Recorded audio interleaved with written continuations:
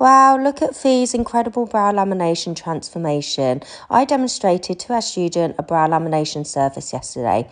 We first off start by lifting and setting the brows into an upward position and then applying a generous amount of the lifting solution to the whole of the brow area. We then cover with a little piece of micro tape so we can reuse that sachet for the next client. We cover with the cling film for around 10 to 12 minutes and then we move on to applying the fixing lotion. So your lifting lotion is going to be the solution that lifts the hairs up, and the fixing lotion is going to be the solution that is used to set and keep them into this position for up to 6 weeks. Because this client has a naturally brunette dark hair, we are going to use the Reflector-Seal tint in medium brown. We are going to apply it to both brows and leave on for an additional minute. This will give her a nice intensive medium brown colour, but without being too dark and without creating too bulky fronts at the front.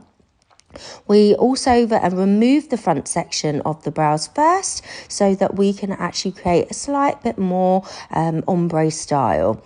When we apply the tint, we apply it nice and evenly and not forgetting the front arch and keeping the bottom and the top of the brow application nice and smooth. Use a wet cotton bud so that you can create some nice, neat, straight lines and create a lovely arch and tail to the brow. When you do this, make sure that you use your tinting brush and apply with a nice generous thick amount of tint so you cover all of the hairs. You want to leave this dependent on the colour of the brows and the ideal colour shade for your client between 1 to 3 minutes. With this client, as I mentioned earlier, she wanted an ombre style, so as you can see here, I'm actually removing from the very front first and allowing the arch to go a little tiny bit darker for her. Look at these brows already. This is without a wax. This has made such an amazing difference already.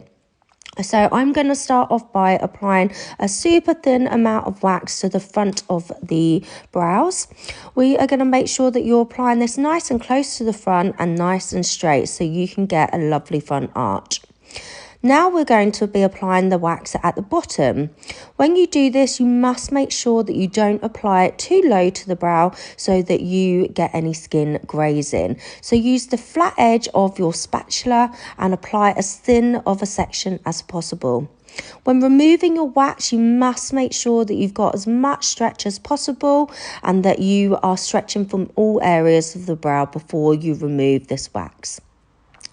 I like to use the tea tree cream wax, but obviously there's lots of waxes on the market. Find one that best suits you and that is as nice and gentle on the skin as possible.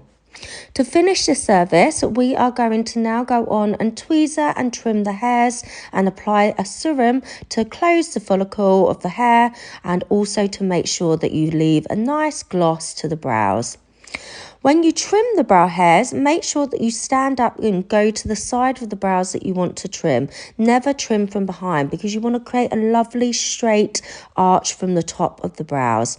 I like to start at the front by brushing the hairs up and then brush the hairs down at the bottom and catch those hairs there. Look at this service.